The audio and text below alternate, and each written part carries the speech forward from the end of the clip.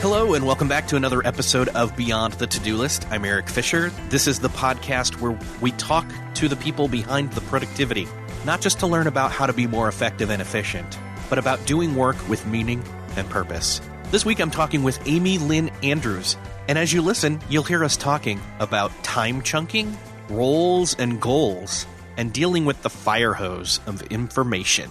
Before we get into it, I want to say thank you to Doodle for sponsoring this episode of Beyond the To-Do List.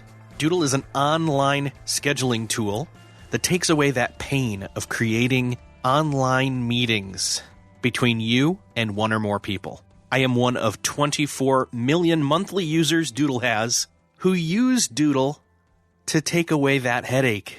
It's so easy to use. All you need to do is go to beyondthetodolist.com/doodle. Get started for free. And then you can send time availability polls to the people that you need to meet with. And it saves you the hassle of having to ask everybody, does this work? Pick one of these times and then have everybody get back to you, and it's all a different time. Instead, you send out a bunch of times and they pick which ones, and then Doodle tells you which one works for everyone. It's so much simpler. It's so much better than what we've been doing, playing ping pong back and forth about what does and doesn't work. Trust me, you need to get started using Doodle to take away that meeting scheduling headache. Go to beyondthetodolist.com/doodle. They even have public, individual, personalized branding pages called Meet Me. Go check all this out at beyondthetodolist.com/doodle. When you try it out, let me know. I'd love to hear about it. This week, it's my privilege to talk to Amy Lynn Andrews. Amy, welcome to the show.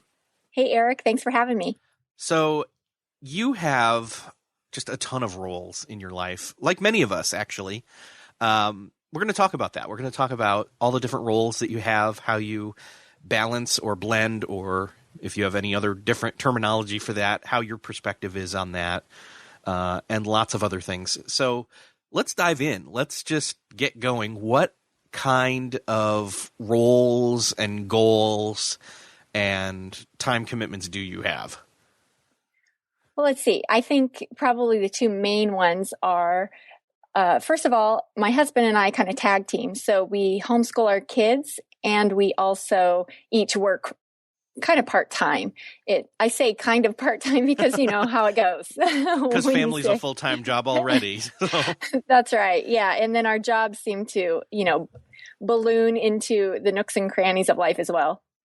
Oh, that's a good way to put it, to balloon into it, where if you just keep blowing on it, it kind of, what's the best way to say it? Adapts to the space around it. It fills in the any available space. That's great. Really does. That's a good visual metaphor. Okay, so you're both working sort of part-time. You're full-time family, as well as homeschooling your kids, on top of, well, I guess maybe aside from, you're not just blogging anymore, or at all, really. Let's talk about that transition a little bit as well. Are you still blogging? And if not, is it all the newsletter now? It's mostly the newsletter, which for me, I call it the use-letter, but it's, the same thing. Yes. So it was a few years ago that I just really started to see things shifting, let's say, in the blogosphere, whatever you want to call it. Yes. And, things that people started talking about a few things. One of them was a lot of people just started saying, I don't read blogs anymore. And of course, social media at that point was also becoming more and more and more of a thing. And I noticed that a lot of the conversations were not happening so much on blogs as they were on social media. So those are some of the things that started making me think about, where is blogging going, and where is it going for me in particular?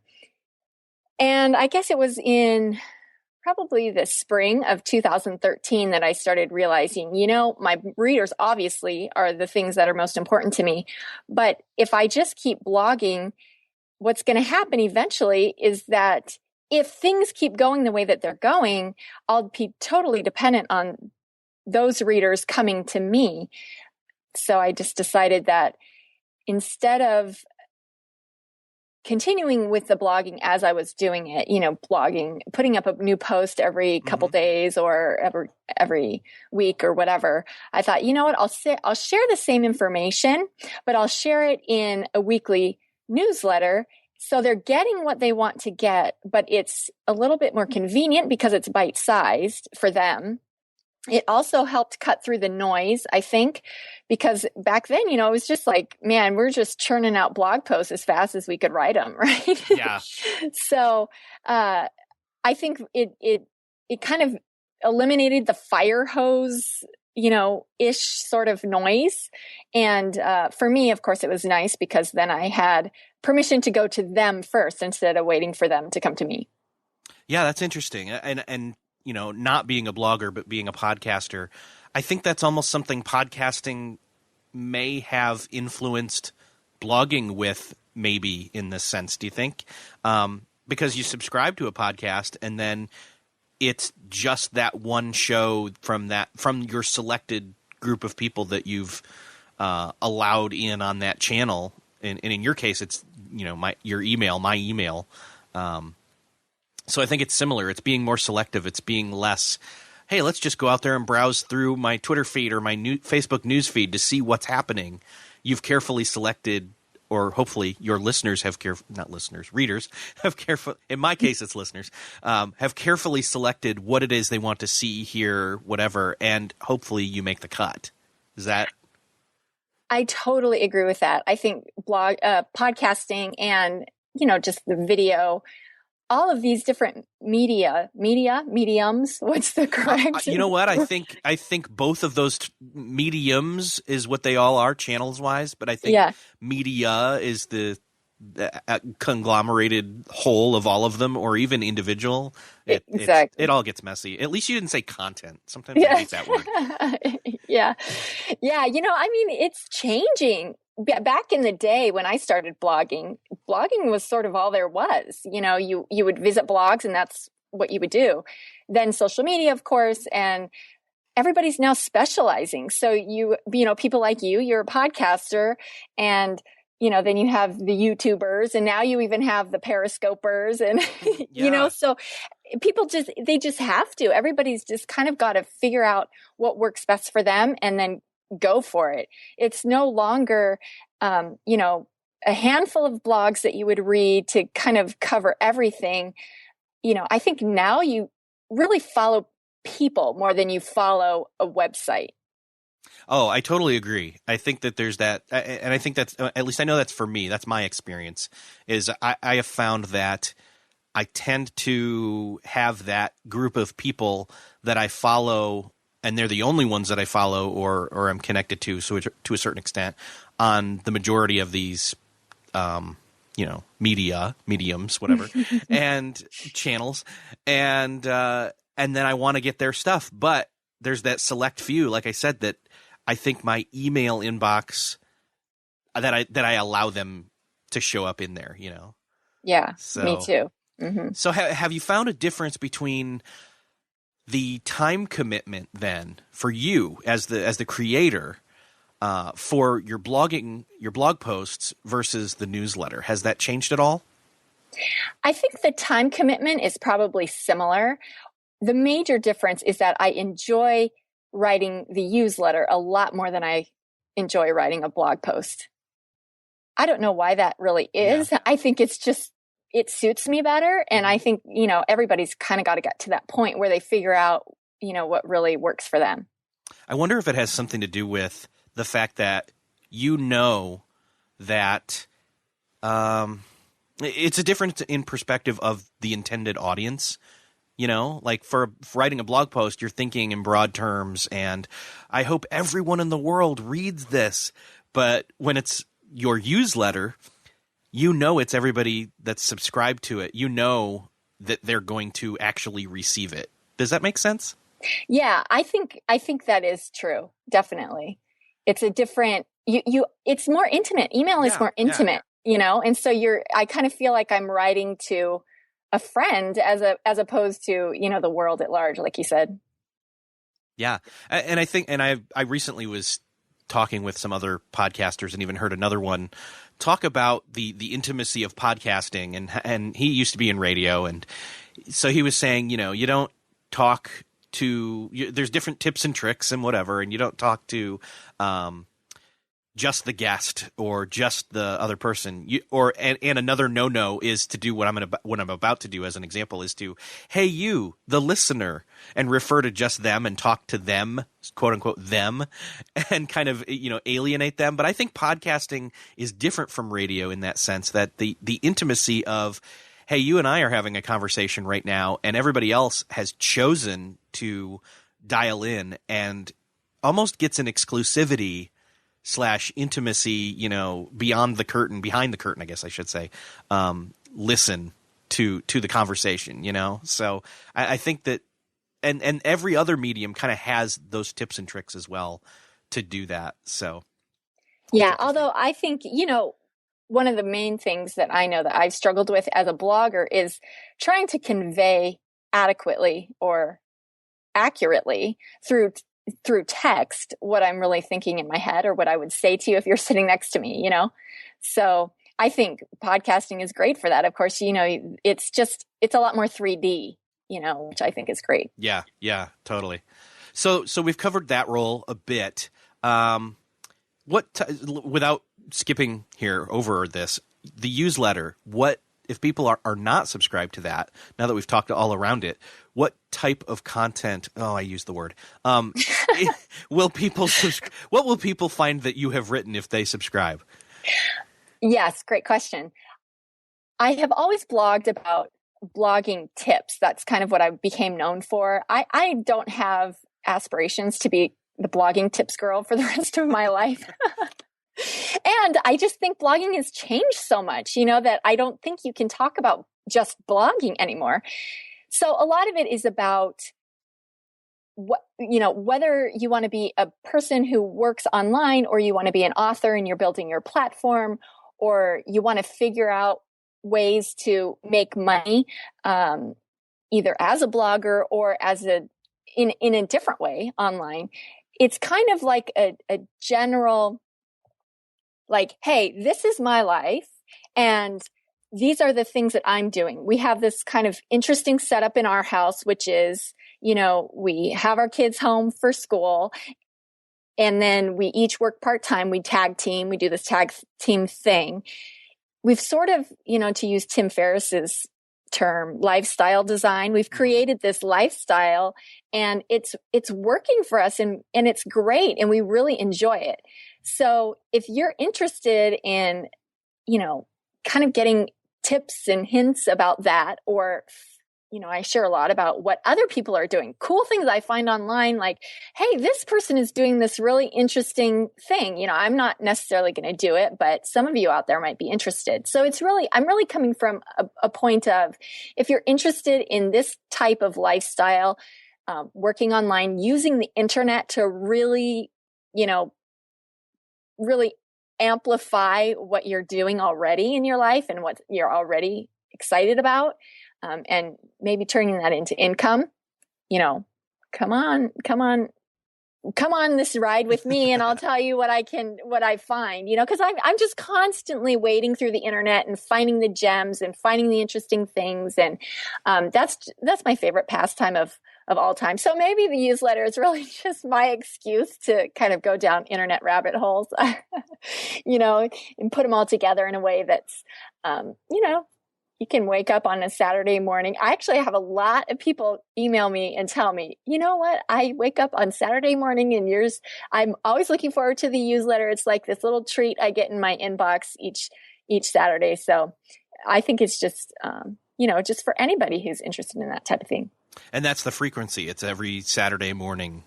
Yeah, it's every Saturday morning, that's 5 a.m. Nice.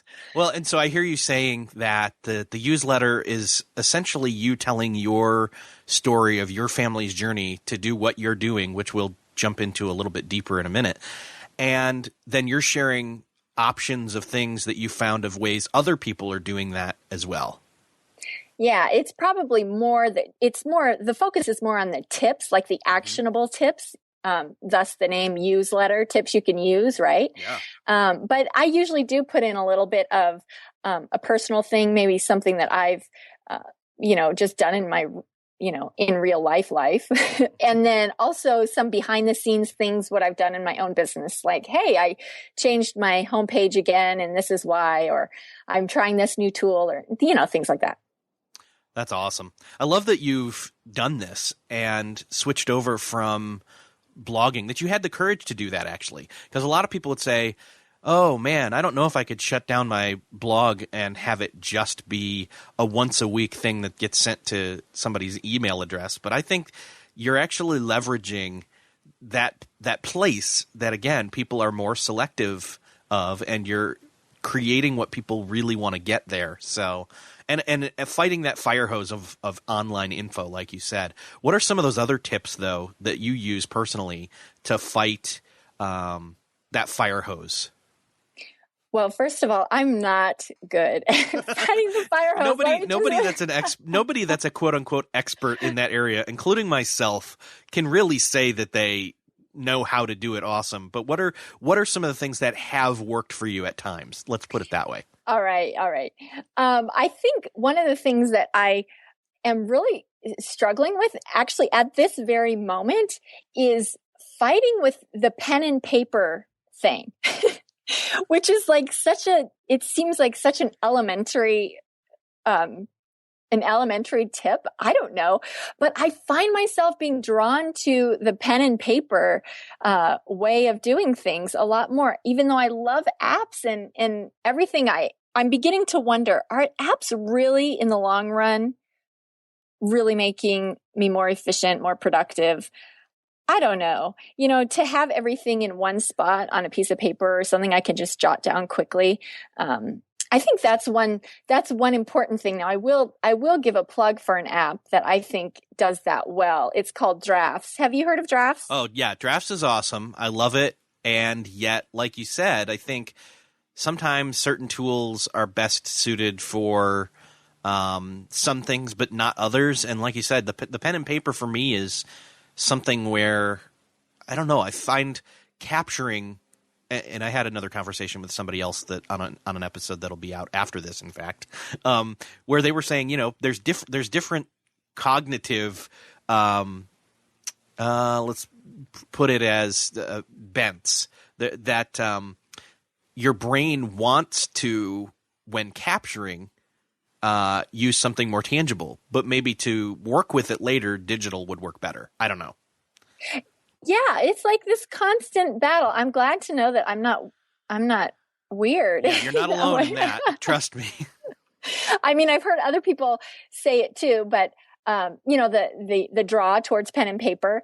But yeah, it's interesting. For me, I know what's important is keeping everything in one place. Mm-hmm. One thing that I have struggled with also is, having 50 apps and all 50 do one little tiny thing. And after a while, you're like, wait, where did that go? And what was where was that tool? How does that tool fit into my system and stuff? So I think for a lot of people, you just have to figure out what, how things work for you. Are you a visual person? Do you need to see sort of the big picture? Are you somebody who kind of likes to get the nitty gritty details in there and then, figure out what works from there? Yeah, I totally agree. What were you going to say about Drafts? I feel like I cut you off a little bit there. Oh, I guess what I was going to say about Drafts is that I think of it sort of like for anybody who doesn't know what Drafts is, I think of it as a post office, right? So let's say I have a stack of letters and packages that I need to send off to all of these different places. I would just take the whole stack to the post office and hand it over, and they would make sure that it got to where it was going.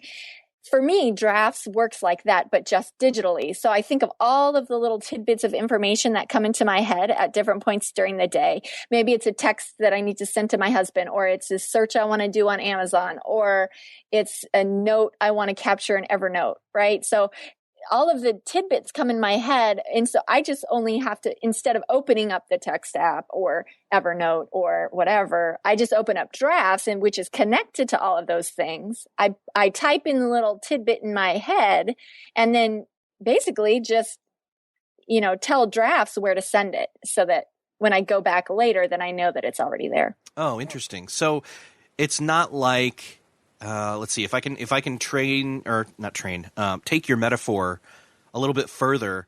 So if you have drafts on your phone, I assume you're using it on your phone. Right? If you have your phone with you and you're sitting doing something else that you should be doing and suddenly something pops into your head, you open up drafts, you throw whatever it is in there, and instead of, say, going to do that Amazon search really quickly, you type in do the Amazon search for insert whatever here into drafts, and then you save that for later to come back through and process through those things.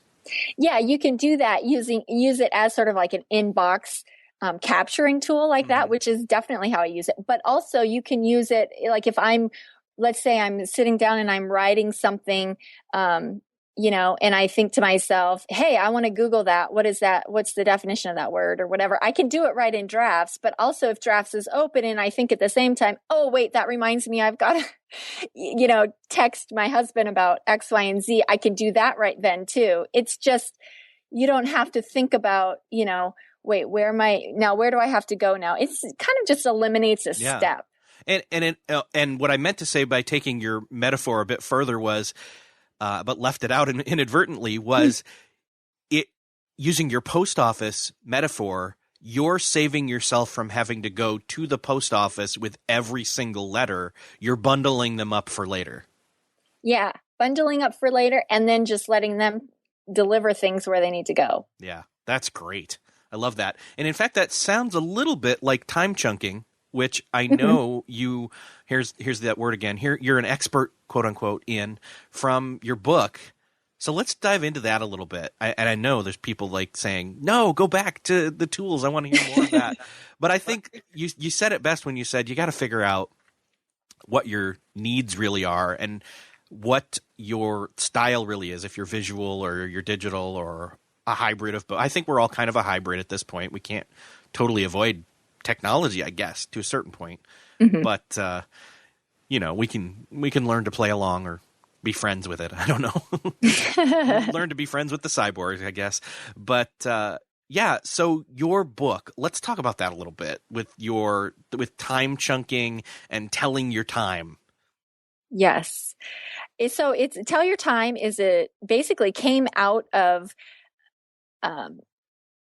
I was working with a blogger at the time, and she was asking me questions about how to organize her time, and I kind of shot off this email to her one day and said, this is how it makes sense in my brain, like how you would set up your time. And she emailed back and she was like, wow, that's so great. You need to put that in an ebook. And I thought to myself, what? I don't enjoy writing. I mean, writing is not my, a passion of mine. So I was like, well, I don't know. But then I was so intrigued. This was back in 2010 when, all the ebook rage kind of was coming on the scene. And so I thought, well, maybe I'll use this as a way to figure out the ebook writing process or the self-publishing process. So that's how it really came about. And I put together everything that I had. I fleshed it out a little bit more, put it all together in an ebook and launched it at the end of 2010. And it's called Tell Your Time. And it's basically just my system of how, what makes sense to me, to structure your schedule. All right. So then let's talk through this practically. Let's take what you've talked about in the book and talk about how you've applied that to your roles and your tag teaming with the homeschool and the work with your husband and everything like that. What are, because I know some people are thinking, yeah, it's great if, I wish that me and my spouse could both work part-time and make enough money and then also homeschool our kids. How do you do that? Right, exactly. And I've had people say that to me. In fact, I think there's an Amazon review. It was, and his review was basically like, well, that's nice for you. You're not a normal person. Right. Well, I think that a lot of it has to do with just the way that you think about how you approach it. Right. So, my husband and I, ever since we got married, we were kind of the 9 to 5, single income family.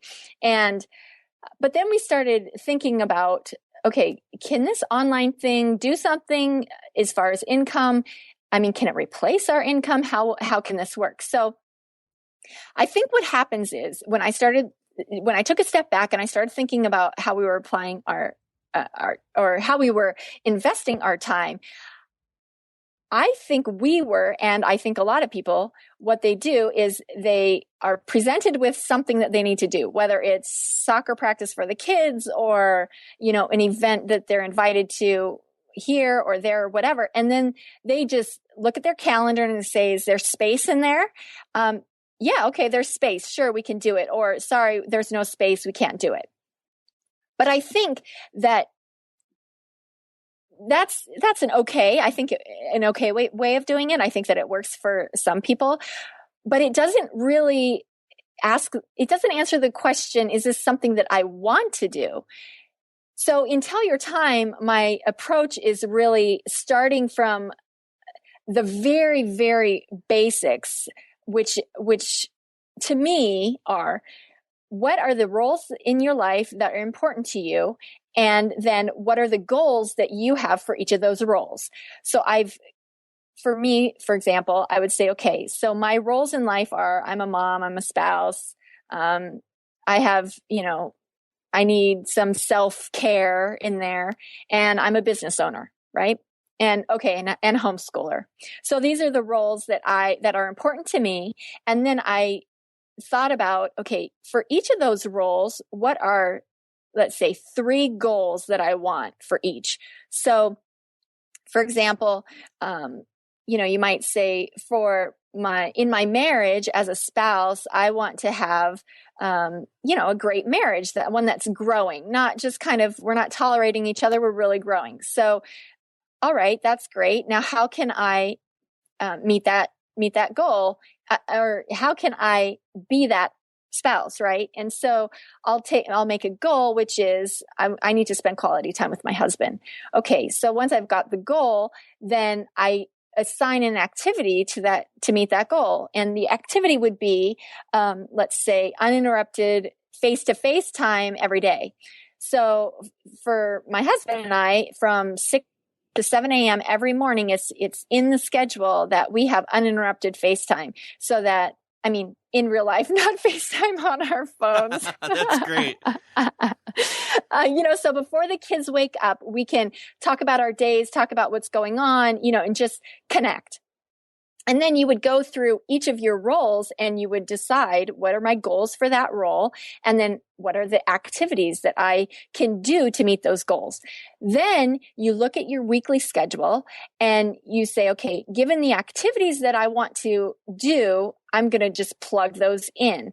And so, for example, that time in the morning for my husband and I, that's not going to happen really unless you're deliberate about it, at least not for us. You have to really, be deliberate about that. Yeah. So then when it comes to business and homeschooling, we say, you know what, these are really important roles of ours, and we have these goals for those things. And we just have to rethink what we're doing. So is working a 9-to-5 job, if we both want to homeschool, is working a 9-to-5 job going to help us the goals for homeschooling? Well, it's going to be super tricky to do that. So then it just forces us to be creative in the way that we're doing things. Well, suddenly, you're thinking about things that you would have never thought of before. I blogged for 6 years, never thinking a minute about trying to generate income. Well, then, 2010 came along and our kids were a little bit older and I had a little bit more space. And so then I was like, okay, well, how can I knew at that point people were making money. How can I turn this into income generation?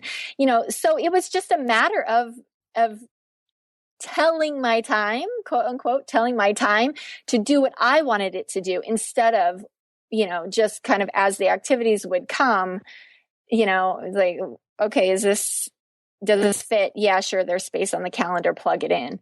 So now we just say, well, nope, that doesn't fall into one of our, roles and goals sections. So we're just not going to do it, even if there is time.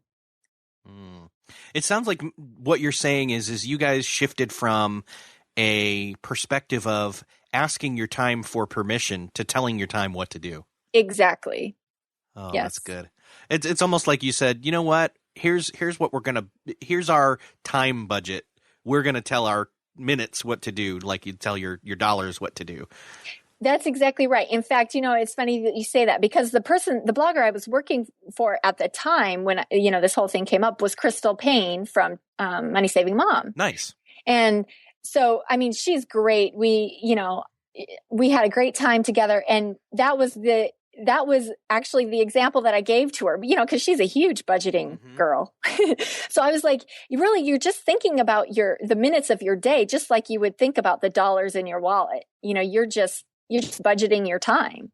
And for her, she was like, oh, light bulbs are going off in my brain, it made sense to her. And that's exactly right.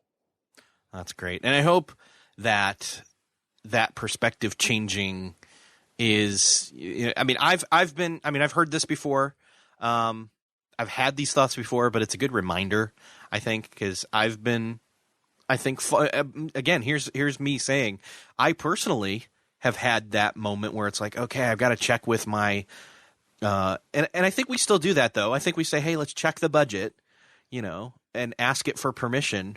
And then we realize, oh, we don't have enough. Okay, well, now we need to start budgeting for that. So it's kind of, you do still have to, it's not like you're saying, some people are like, well, if I don't check with my calendar to see if there's time, the calendar bank account, Yep. You don't know if there's margin or flexibility to start to even begin to budget time for those things. But you're saying, come at it from the point of those roles and goals first.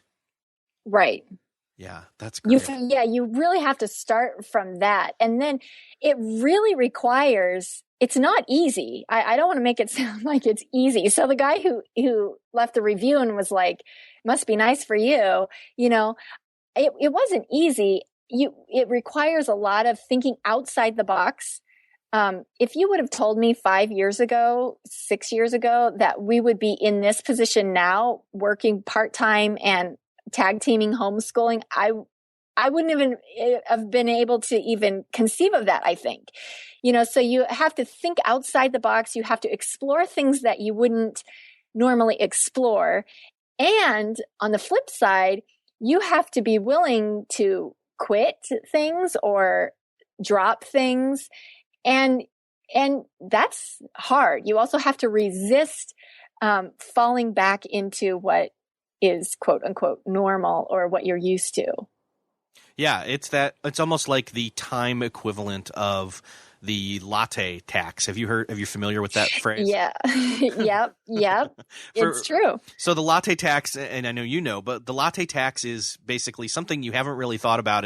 It's that habitual going back to Starbucks, and no offense to Starbucks, but it's going back to, okay, we'll say coffee chain here and grabbing that $5 of coffee, daily. And when you add up $5 times, the average 30 days in a month, that's like what, $150. Yep. And suddenly you realize $150, I would have spent that on, insert something here, or saving towards a vacation. I would gladly give up that daily, some wouldn't, but I would gladly give up that daily coffee or have bought something cheaper to made sure that there was money there for the vacation. And so you're applying that to time, which is great.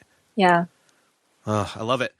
Okay. So then what are some of how are you, I know we've talked through roles and goals. How are you doing the tag teaming? How does that play out inside after you've done roles and goals and your calendar time budget perspective? Right. Okay. So basically what we've done is we have split up our days into half days, essentially. So when I'm home with the kids, my husband is working and vice versa. So I will be at home with the kids, say in the morning on certain days of the week. And when he comes home at lunch, then I go and he's home with the kids in the afternoon. Our schedule varies from day to day. And I have to tell you that it's still in flex. So going forward, we're thinking about maybe time blocking our day. Now it's in about 4-hour blocks, half day. Mm-hmm. But going forward, we're thinking about maybe doing like a full day of work for me, and then the next day he gets a full day of work. We're trying to figure it out. But we find that sometimes, especially for me, if there's anything that comes up in the schedule related to the family and the kids in particular, a lot of times my work time is what gets squeezed out. So it's challenging to feel like I'm sitting down and actually getting a full 4 hours of work. So, it's just time blocking, like you were saying before, doing like tasks together. And for us, we work or we're homeschooling. Oh, I like that. So then the other obvious question is, when you are in a time block, how do you make sure that you do what you're supposed to be doing during that time block? Oh, man. Well, the first thing is please don't text me. Like a lot of times that's what happens, because I'm in family mode. Maybe when my husband is at work, I have to remember, wait a second, he's supposed to be in work mode. I can't just text him with these random questions like, hey, did you email so-and-so back about the science book or whatever, So I think being respectful of, just making it known in your family, hey, this is my time for work. So unless it's an emergency, I need the space. Also, just for me personally, listening to music that is, for me, it's classical music, something that I can't sing to, is helpful. It kind of drowns out what's around me and, it helps me stay focused. I have to be really careful about where I go for my work time. I have not really home office. I have a desk in the corner of our bedroom, which really is not ideal. But sometimes I go to the library, and I have tried going to, a coffee shop, but I find that I just find people too interesting. So I can't really concentrate there. Another thing is I know a lot of people have like even rented office space or they're doing the co-office. Yeah. Co-sharing, whatever you call it. For me, my parents live not too far away, and they're usually at work during the day. So I'll go there, and it's quiet, and I can get some stuff done. Turning off email and stuff, like the usual stuff.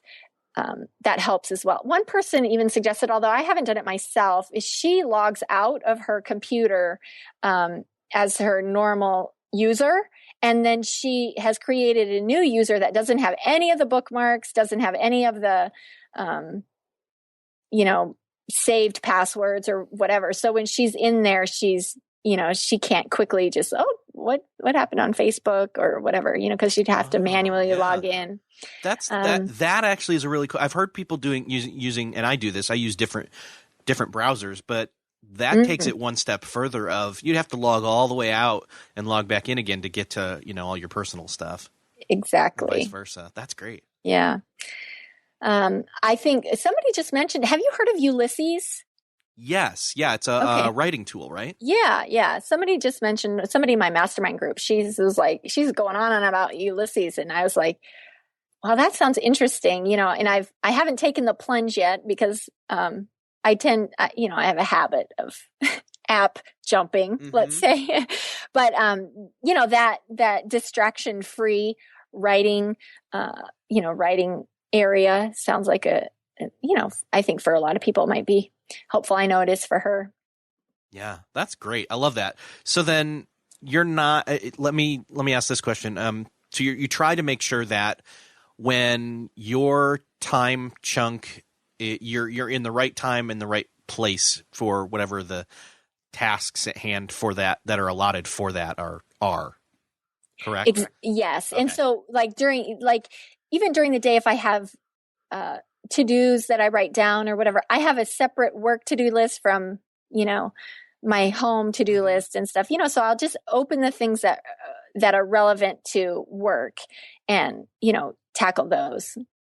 Yeah. So keeping like almost a completely separate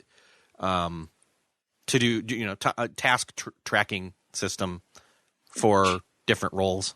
Yeah. Yeah, I do the same thing. Some people are like, so which task management system do you use? And I said, well, this one and this one and this one.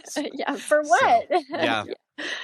Yep. Somebody, and I was talking with Mike Vardy about that on his podcast, and that he said, no, that makes sense. You figured out what you need to do for you. So, and I think that's the point, right? I definitely think that's the point. And it's so easy, isn't it, to be like, oh, so-and-so's doing that, so I'm going to try that.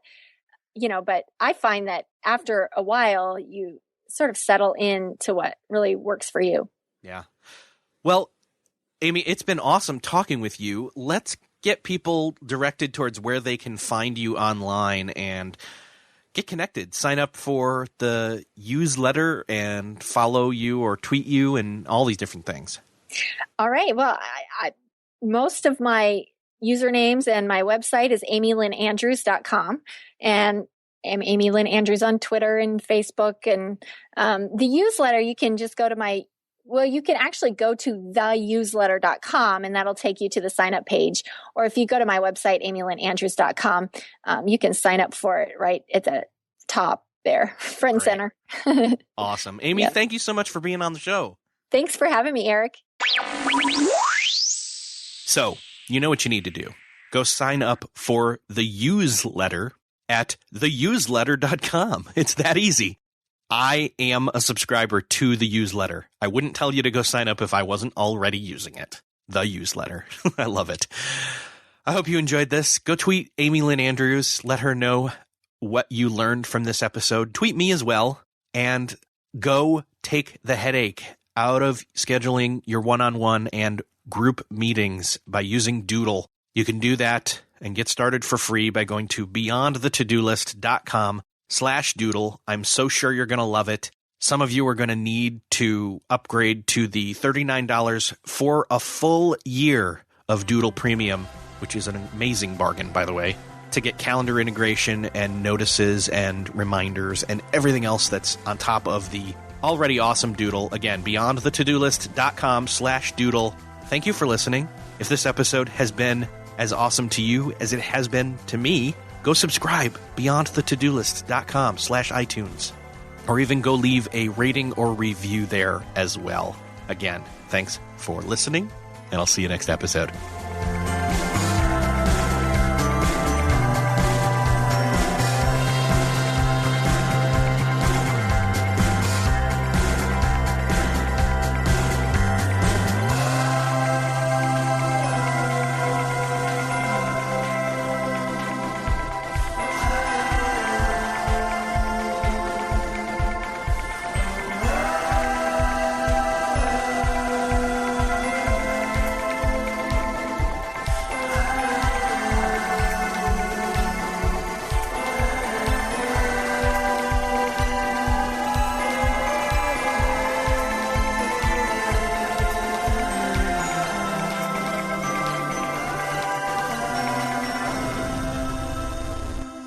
Beyond the To-Do List is a proud member of the Noodle.mx Network. Find more of our award-winning and award-nominated podcasts to make you think, laugh, and succeed at Noodle.mx. Learn how to podcast. Theorize over the TV shows Once Upon a Time in Wonderland, and Under the Dome. Laugh with our clean comedy, delve into science fiction and philosophy, learn critical thinking from movie reviews, and more at Noodle.mx.